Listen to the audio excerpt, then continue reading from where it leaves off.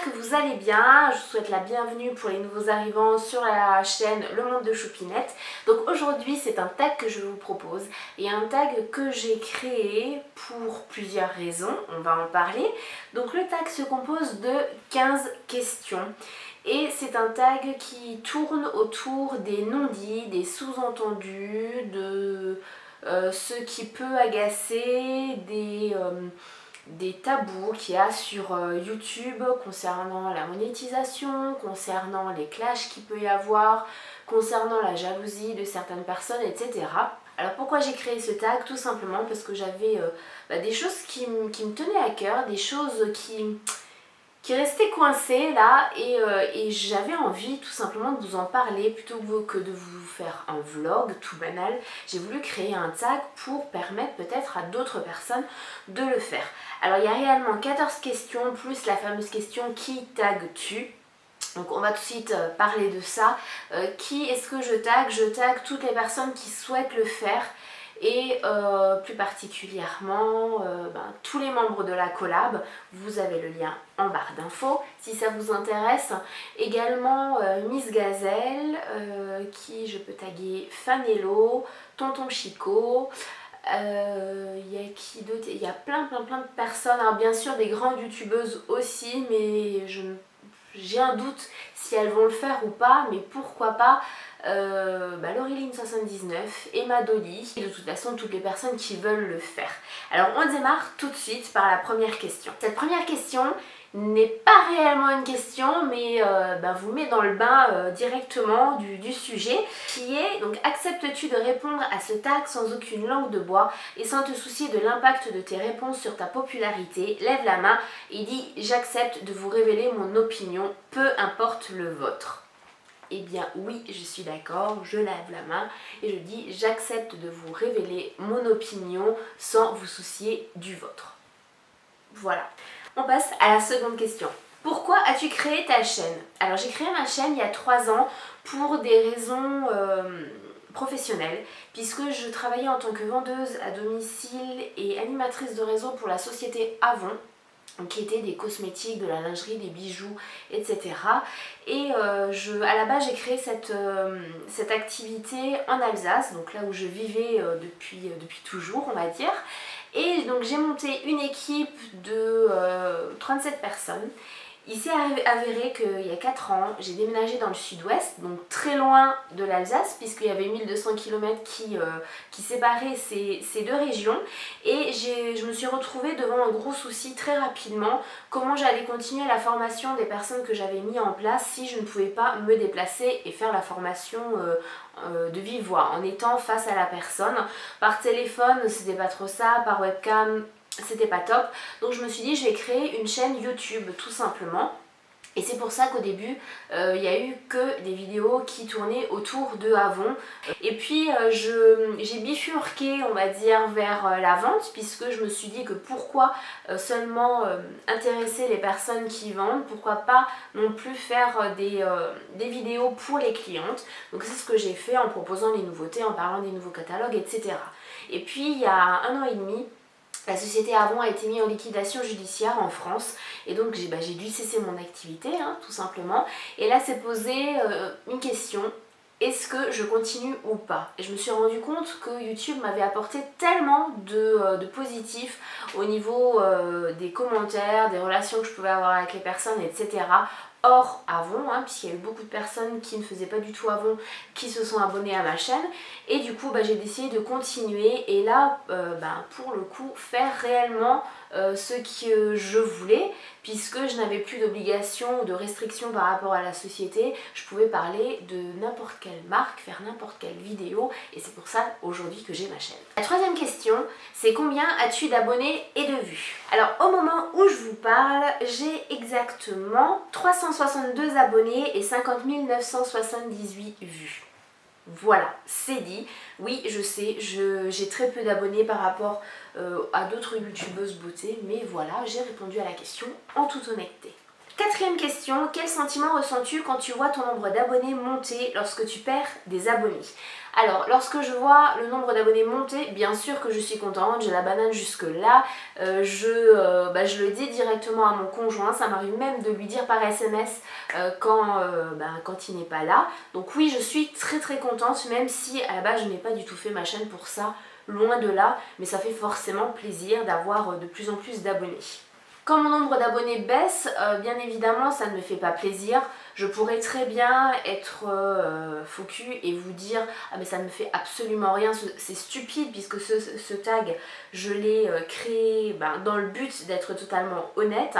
Donc oui bien sûr ça me fait quelque chose quand je vois mon nombre d'abonnés qui baisse, mais ce n'est pas la fin du monde pour moi parce que très vite je me pose la question pourquoi est-ce que ce chiffre baisse? Alors là récemment j'ai encore eu le cas, j'ai eu 7 nouveaux abonnés en une journée et 2 jours après j'ai eu 7 abonnés en moins. Donc c'est ce que j'appelle les abonnés glissants, ce sont des personnes qui s'abonnent juste pour faire monter notre chiffre et puis après le faire baisser ou parce qu'on a un concours ou voilà, enfin par intérêt ou par méchanceté et donc dans ce cas là en fait je n'y prête pas attention. Maintenant quand j'ai 2-3 abonnés qui partent et puis que quelques jours après ça continue, là je me pose vraiment des questions et en général de toute façon je vous pose cette question en vidéo. Est-ce qu'il y a quelque chose qui a changé, est-ce que quelque chose ne vous plaît pas, qu'est-ce que vous aimeriez voir sur ma chaîne, etc.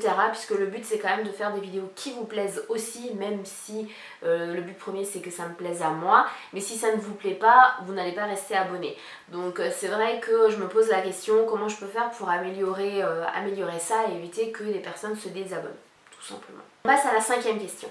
Suis-tu les statistiques, nombre de vues, d'abonnés, de likes, etc. régulièrement? Pourquoi tous les jours? Alors oui, je suis mes statistiques, bien sûr, que ce soit le nombre d'abonnés, le nombre de vues, le nombre de likes, le nombre de commentaires, de partages, etc. Alors régulièrement, oui, tous les jours, oui, mais pas pour tout.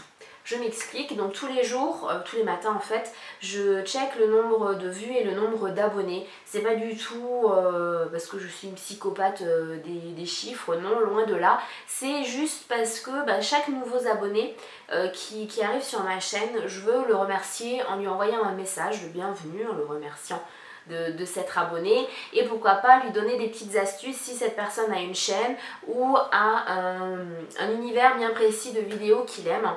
Donc voilà, cet individu-là, enfin cette personne-là, aura un message de ma part. Et là j'en profite pour dire aux personnes à qui je n'ai pas envoyé de message que ce n'est pas parce que je n'ai pas vu que vous êtes abonné, c'est tout simplement parce que vous ne m'avez pas ajouté sur Google+, et du coup je ne peux pas vous envoyer de message. Voilà. Tout simplement, mais je vois que vous êtes abonné et je vous remercie de vous abonner. 6e question, que penses-tu des amitiés apparemment sincères entre youtubeuses influentes et des clashs qui suivent avec règlement de compte en vidéo? Alors bien sûr, ça vise plus particulièrement certaines youtubeuses puisque ça a été le cas récemment. Mais qu'est-ce que je pense des amitiés apparemment sincères? Alors, il y en a qui sont réellement sincères, que ce soit chez les grandes youtubeuses, chez les moyennes, chez les petites. Moi, mon meilleur ami, je l'ai rencontré via YouTube, donc voilà, je suis la preuve vivante que ça peut exister. Maintenant, il y en a beaucoup, et c'est surtout chez les moyennes et les grandes que c'est flagrant. Il y en a beaucoup qui... Enfin, beaucoup. Il ne faut pas exagérer non plus. Donc, il y en a certaines où ça se voit que c'est... on va dire par intérêt. C'est pas parce que juste elles s'apprécient et voilà tout, et que bon par hasard elles s'est rencontrées et puis ça a se matché direct, mais parce que l'autre peut apporter soit une communauté importante, soit des vues, soit des partenariats, etc. Et ça je trouve vraiment dommage. Enfin même plus que ça, je trouve ça complètement stupide parce que ça se voit et même si on pense très bien jouer le jeu, ça se voit. Voilà, de toute façon ça se voit et les abonnés le ressentent. Donc je trouve ça stupide. Concernant les clashs qui suivent avec règlement de compte en vidéo, alors ça, je trouve ça stupide, puéril. Vraiment, enfin voilà, il n'y a pas de mots pour que je puisse vous décrire ce que je ressens par rapport à ça. Puisque pour moi, bon on va prendre l'exemple de 2 grandes youtubeuses, Amy et Enjoy Phoenix pour pas les citer. Déjà on ne sait pas réellement le pourquoi du comment, tout ce qu'on sait c'est ce qu'on voit, c'est ce que ces personnes veulent nous montrer en vidéo, on n'est pas intime avec ni avec l'une ni avec l'autre, donc on ne sait pas réellement ce qui s'est passé, mais pour vous expliquer en fait, par rapport à ça, c'est un peu comme dans la vie de tous les jours. Si vous avez quelqu'un avec qui vous vous entendez bien et que du jour au lendemain cette personne ne vous répond plus, ne vous appelle plus, ne vient plus vous voir, voilà, qui clairement pas vous fuit mais vous a rayé de sa vie, eh bien pourquoi s'obstiner? Honnêtement, ça veut tout simplement dire que cette personne-là ne trouve plus d'intérêt, enfin d'intérêt c'est le mauvais mot, et que cette personne-là n'apprécie plus votre compagnie pour telle ou telle raison, et pourquoi s'obstiner à vouloir continuer à avoir cette relation avec cette personne-là? Je trouve ça complètement stupide, parce que ça peut vite même devenir du harcèlement, voilà. Si on envoie 2-3 messages et que la personne ne répond pas, eh bien tant pis, c'est pas la peine d'envoyer des tonnes de mails, d'appeler je ne sais combien de fois, voilà. C'est tout simplement stupide pour moi. Donc ce que je ressens, voilà, le faire en vidéo, c'est, voilà, je ne juge pas, je me permettrai pas de juger le pourquoi du comment il y a eu le clash, parce que comme je l'ai dit juste avant, on ne connaît pas ces personnes personnellement, mais l'acte de régler ses comptes en vidéo pour quelque chose d'aussi intime, voilà, j'ai eu l'impression de voir mon fils qui rentrait de l'école et qui pleurait parce qu'il avait perdu un copain. 7e question. La popularité de certaines youtubeuses, t'en penses quoi? Alors, il y a certaines youtubeuses qui ont une popularité qui est méritée parce que elles fournissent un travail énorme, elles font des vidéos de qualité, elles aiment ce qu'elles font, et ça, je parle même des youtubeuses que je n'aime pas, hein. Voilà, j'ai pas en tête que des youtubeuses que j'apprécie, même celles que je ne peux pas voir en vidéo, et bien voilà, il y en a certaines que tout le monde aime et que moi je ne peux pas encadrer, mais je respecte quand même leur popularité puisque elles font un travail de dingue et ça se voit, et faut juste respecter ça. Donc oui, il y en a certaines qui méritent leur popularité, et puis il y en a d'autres où franchement on comprend pas. On comprend pas pourquoi, parce que c'est pas justifié.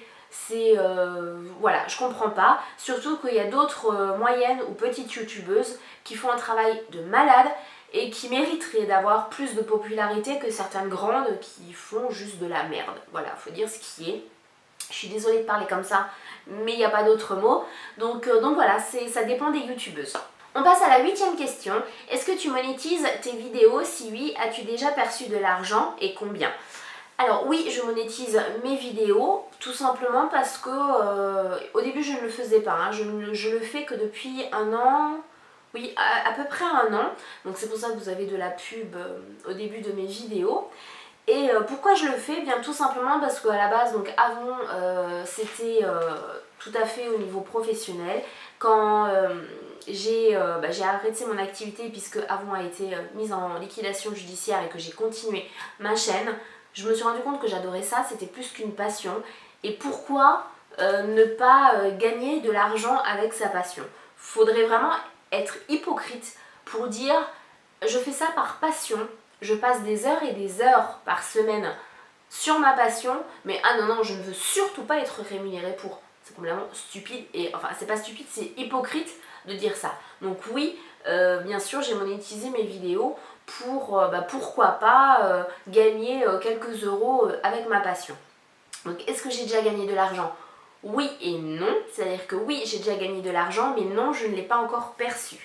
Puisque avec YouTube, ce qui se passe, c'est qu'il vous débloque l'argent à partir du moment où vous avez gagné 70 euros. Et moi, j'en suis encore très loin, puisque je suis à 10,34 €, il me semble.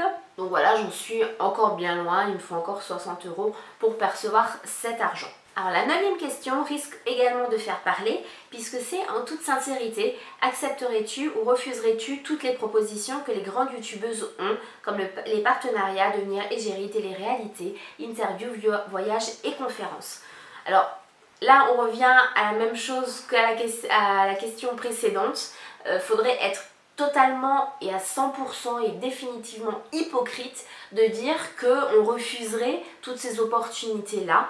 Bien sûr, je ne les accepterai pas toutes puisque toutes ne me correspondraient pas, mais si j'avais la chance d'avoir toutes ces opportunités, bien sûr, que je les accepterai, celles qui me conviennent en tout cas, puisque c'est comme si vous travaillez, peu importe le poste, et que vous avez la possibilité d'avoir une énorme promotion, bien sûr que vous allez l'accepter. Enfin, vous n'allez pas dire non. Et là, c'est exactement pareil. Donc, bien sûr que oui, j'accepterai toutes ces propositions, que ce soit les partenariats, devenir une égérie, les interviews, voyages, conférences, etc. La télé-réalité, je me poserai quand même réellement la question. Je le dis honnêtement, parce que j'adore la télé-réalité, mais je ne pense pas que je sois politiquement correcte pour me laisser me faire guider comme un mouton en fait. Voilà, c'est tout simplement ça. Mais sinon pour le reste, oui, je pense que je dirais oui. 10e question, si tu pouvais vivre de ta chaîne, le ferais-tu? Oui, bien sûr que oui. Comme je l'ai dit pour la monétisation, de toute façon si j'avais répondu non au fait est-ce que je pourrais vivre de ma chaîne, je le ferais, ça ne serait pas cohérent avec le fait de monétiser ma chaîne.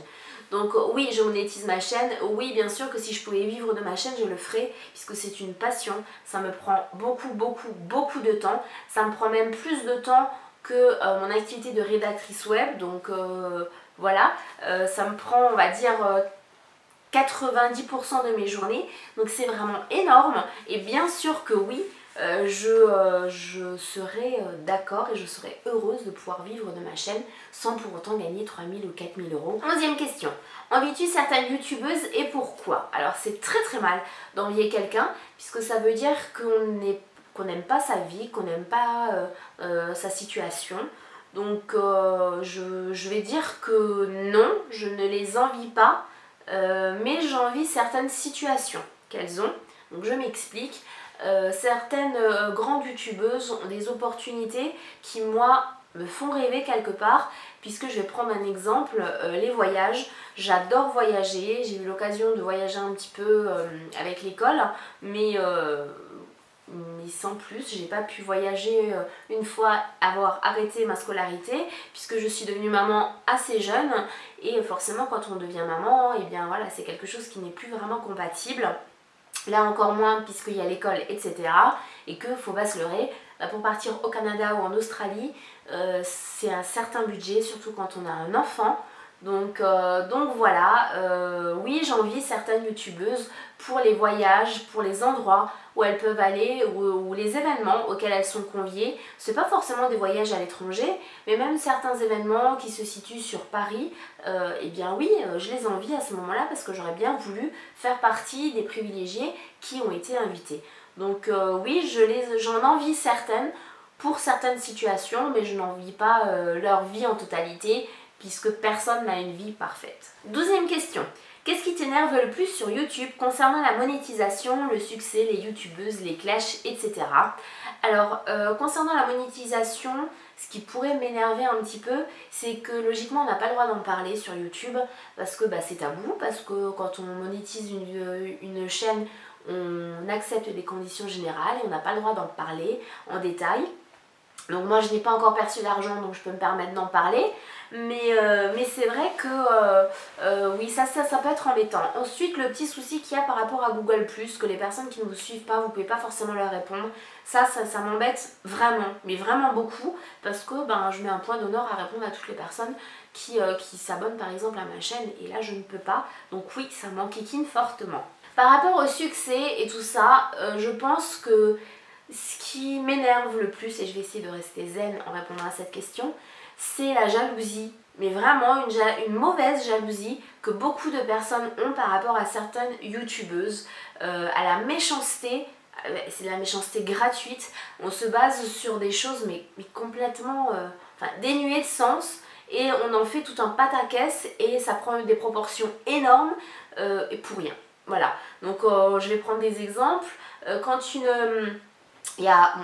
c'est plus les grandes youtubeuses ou celles qui commencent vraiment à se faire connaître, qui ont souvent, tes vidéos font trop pro, c'est plus personnel, et tu le fais que pour l'argent, c'est du marketing maintenant que tu fais.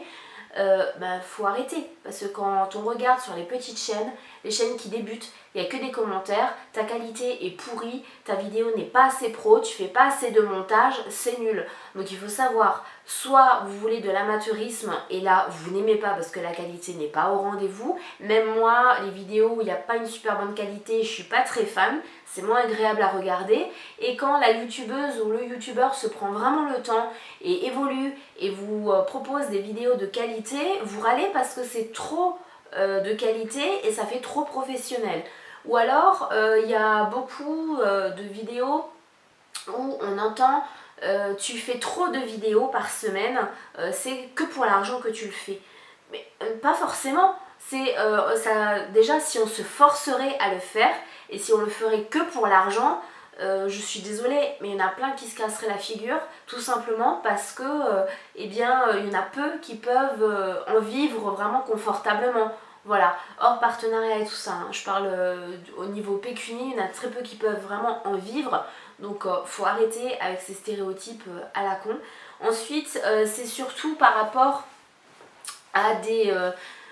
voilà, je vais prendre l'exemple d'Enjoy Phoenix parce que voilà. Alors à la base, je tiens à préciser, je ne suis pas une fan inconditionnelle d'Enjoy Phoenix. J'aime beaucoup ce qu'elle fait. Il y a certaines de ses vidéos que je n'aime pas du tout. Mais parce que voilà, c'est le contenu ou c'est la façon dont elle a monté que je n'aime pas. Mais je ne suis pas une fan comme les enjoyers ou voilà... où on les voit hystériques sur les vidéos, non pas du tout. Et à la base, Enjoy Phoenix, je ne l'aimais pas du tout. Voilà, je voulais pas être un mouton, je voulais pas la suivre. Et puis j'ai creusé quand même et je me suis rendu compte qu'elle faisait quand même des choses plutôt pas mal, de qualité, et j'apprécie beaucoup de ses vidéos. Donc je prends son exemple à elle. Tout simplement, elle a eu beaucoup et à plusieurs reprises, à certains stades, quand elle passait des gros caps en fait, elle a eu beaucoup de reproches dans le sens, et elle en a même encore là, notamment avec le clash qu'elle a eu avec Amy, où on dit qu'elle n'est plus naturelle, qu'elle a beaucoup changé depuis ses débuts, qu'elle n'est plus la même personne, qu'elle n'a plus la même personnalité, que c'est que du marketing, qu'elle fait ça que pour le business et qu'elle en a absolument rien à foutre de ses abonnés. Moi j'ai envie de dire, si c'est pour dire des choses comme ça, juste fermez-la. Voilà, fermez-la, parce que si elle en avait, comme vous dites, rien à foutre des abonnés, elle ne se mettrait pas dans des situations où elle manquerait souvent des trains pour rester plus longtemps avec vous, où elle essaye constamment de négocier avec les endroits où elle est pour rester plus longtemps avec vous. Bien sûr qu'elle a changé, ça me paraît logique. Elle a commencé sa chaîne, elle avait 16 ans. Là, elle en a 20. Donc heureusement qu'elle a changé. Si à 20 ans, elle aurait encore la qualité de vidéo et la mentalité et les intérêts qu'elle avait à 16 ans, il faudrait se poser des questions et ce serait une personne puérile. Alors que là, ce n'est pas le cas. Elle a évolué. Ses vidéos et sa chaîne ont évolué parce que elle a évolué, donc ça me paraît normal. Même moi j'ai évolué dans les sujets que je traite, etc. Mais c'est logique, on est des personnes et quand on le fait par passion et parce qu'on aime ça, on va faire évoluer notre chaîne de la même façon dont nous on évolue. Donc ça me paraît normal qu'elle évolue. Ensuite, le fait que ce n'est plus que du marketing, qu'elle ne regarde plus que par ça, il y a un moment où il faut se poser. Alors déjà, les personnes qui n'ont pas de chaîne et rien, on parle pas de ceux qui, les rageux, qui mettent juste un commentaire pour enrager les autres et voilà, hein, on parle pas de ça. Mais ceux qui n'ont pas de chaîne, déjà je pense que vous ne pouvez pas vous imaginer la quantité de travail que c'est de monter une vidéo, quand on veut quand même apporter un certain rythme à notre chaîne. Moi je vous l'ai dit, hein, je ne gagne pas encore d'argent sur ma chaîne et pourtant je vous apporte un rythme de 2 vidéos par semaine, de 3 articles par semaine d'office, plus la vidéo de la collab. Donc j'ai 3 vidéos, 3 articles. Voilà, c'est un rythme que je me suis fixé, mais c'est parce que j'aime ça et je veux apporter une régularité. C'est un travail monstre. C'est vraiment, voilà, trouver toujours des nouvelles idées, trouver ce qui va pouvoir vous plaire. Bien évidemment, il y aura toujours les mêmes vidéos parce qu'en automne, il y aura les tags d'automne, il y aura les lookbooks d'automne, il y aura les do it yourself d'automne. Bien sûr, on va toutes le faire, mais on va toutes le faire à notre sauce, à notre façon, avec notre petite touche à nous. Et là où je veux en venir, c'est que si elle ne pensait pas du tout marketing, si elle ne voulait pas monétiser sa vidéo, qu'elle le ferait juste pour le fun comme ça, eh bien je suis désolée, mais ce serait la plus grande des idiotes. Parce que n'importe qui, comme je l'ai dit avant, n'importe qui accepterait de gagner de l'argent avec sa passion, ça me paraît normal. Enfin voilà, tout le monde le ferait. Ceux qui vous diront non, c'est soit qui sont nés avec une cuillère d'argent dans la bouche, soit, je sais pas, qui leur manque vraiment plus de la moitié des neurones. Parce qu'au jour d'aujourd'hui, dans la conjoncture actuelle, c'est très compliqué de trouver du travail pour les gens qui ne travaillent pas. C'est très compliqué de garder son travail et les 3/4 du temps, on exerce un travail qu'on n'aime pas. Donc pouvoir gagner de l'argent avec sa passion, je pense qu'il y a plus de 90% de la population qui souhaiterait le faire. Donc elle a eu totalement raison de monétiser sa chaîne et bien voilà, juste chapeau pour le fait qu'elle gagne de l'argent grâce à sa chaîne, grâce à ce qu'elle fait. Et au bout d'un moment, quand on commence à avoir certains abonnés, qu'on commence à avoir de l'argent, bien évidemment qu'on fait plus attention à ce qu'on dit, à ce qu'on fait, etc. C'est inconscient de toute façon. Inconsciemment, on le fait et elle ne va pas, je vais paraître vulgaire, mais non, je vais pas le dire, je vais le dire autrement, elle ne va pas lécher les basques, c'est un peu mieux dit, de toutes les marques pour, voilà, pour promouvoir, pour avoir des produits gratuits, etc. Si vous pensez que oui et que vous avez une chaîne et que vous débutez, allez voir les marques. Allez leur proposer des offres de partenariat et vous allez voir combien de marques vont accepter. Alors j'avais dit que je ne m'énerverais pas sur cette question-là. Je sais pas si j'ai vraiment réussi à rester calme. On passe à la question suivante, qui est la question 13. Si tu avais les moyens techniques et une communauté derrière toi, quel projet aimerais-tu voir le jour? Alors si j'avais l'argent déjà pour faire ce que je voudrais, j'investirais vraiment dans des éclairages, dans pourquoi pas un petit local pour avoir une luminosité correcte, etc. Et ensuite ce que j'aimerais beaucoup, c'est mettre en place le concept de youtubeurs et youtubeuses qui interviewent ou qui font des vidéos sur d'autres youtubeurs et youtubeuses. Voilà. Plus par rapport à ma chaîne, j'aimerais aussi beaucoup, j'adorerais parce qu'on me le demande et je ne peux pas, tout simplement, financièrement je ne peux pas. On me demande, est-ce que tu pourrais venir en Bretagne pour nous rencontrer? Est-ce que tu pourrais venir là?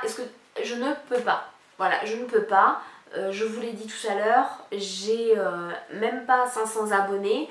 Je ne gagne rien pour l'instant, donc je peux pas me permettre vraiment d'aller à gauche et à droite. Ensuite pour la boîte postale, on me l'a aussi beaucoup demandé sur Facebook, etc. Il faut savoir que moi la boîte postale, ça me coûte 70 €. Et actuellement la boîte postale, non, je ne peux pas. Maintenant les personnes qui veulent m'écrire me demandent mon adresse en message privé et suivant la personne je la donne sans aucun problème. Voilà un petit peu ce que j'aimerais faire si j'avais les moyens. Et la dernière réelle question, puisque après c'est qui t'actu, donc la 14e question, pour rester politiquement correct, changerais-tu d'opinion pour garder ta communauté? Bien sûr que non. Non, je ne changerai pas d'opinion. Je sais que j'ai fait certaines vidéos, notamment sur le naturisme, qui n'a pas forcément plu à tous mes abonnés. Et certains me l'ont dit en commentaire, mais je ne vais certainement pas changer d'opinion, de façon de penser, ma façon de voir les choses, juste pour faire plaisir aux abonnés. C'est le meilleur moyen de ne plus être moi, c'est le meilleur moyen de devenir faux cul, et c'est le meilleur moyen d'avoir une chaîne qui ne sert à rien. Voilà, tout simplement. Et je pense que justement la plus grande richesse qu'on peut avoir, c'est avoir des avis différents. Et YouTube, voilà, ça nous permet justement d'échanger, de communiquer, de donner chacun notre avis. Et non, je ne changerai certainement pas d'opinion pour vous faire plaisir, je suis désolée. Maintenant, apparemment, ce que vous aimez bien, c'est ma franchise, ma façon de parler, mon naturel. Donc pourquoi je changerais? Et on arrive à la dernière question, qui t'actu? Donc comme je vous l'ai dit en début de vidéo, je tag tout le monde, toutes les personnes qui auront le cran un petit peu de le faire, de faire ce tag, de répondre aux questions franchement, puisque c'est le but quand même, et surtout de ne pas ménager leurs paroles ou de ne pas dire quelque chose parce qu'elles auraient peur de ce que leur communauté pourrait penser. Voilà, c'est pas le but du tout. J'espère que ce tag vous aura plu. Je sais, il aura été assez long, mais bon, il n'y aura pas eu beaucoup de questions, mais voilà, il fallait quand même développer chaque réponse. Le but, ce n'était absolument pas de vous répondre oui, non, peut-être ou tout à fait d'accord, pas du tout. C'était vraiment de développer, de vous donner mon point de vue. Donc j'espère que mon point de vue aura été compris, ou au moins entendu pour les personnes qui ne le comprendront pas. Et je vous invite bien à réagir en commentaire, à me dire si vous êtes d'accord ou pas. Si vous n'êtes pas d'accord ou si vous me mettez un pouce rouge, mettez-moi en commentaire quand même pourquoi, que je sache pourquoi vous n'êtes pas d'accord, pourquoi vous avez mis un pouce rouge, pourquoi vous n'aimez pas cette vidéo. Et puis partagez-la un maximum pour qu'il y ait un maximum de personnes qui fassent ce tag, pour qu'on ait le maximum d'opinions tout simplement. Je vous embrasse, je vous fais plein de bisous et je vous dis à la vidéo prochaine sur le monde de Choupinette. Je vous aime.